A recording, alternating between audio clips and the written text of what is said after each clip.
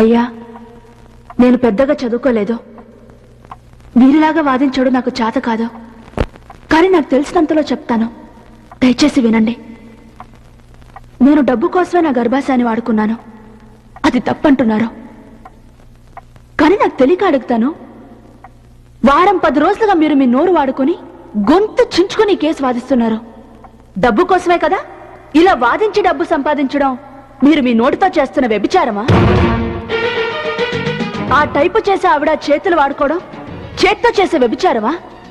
Machine కుట్టే ఆడవాళ్లు కాళ్ళతో మిషన్ తొక్కడం కాళ్ళతో చేసే వ్యభిచారమా?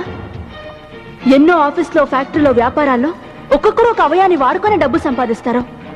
అవేవి వ్యభిచారం కానప్పుడు నాకు అక్కడికొచ్చిన నా గర్భాశయాన్ని నేను వాడుకోవడం వ్యభిచారమా? చప్పట్లు కొట్టండియా.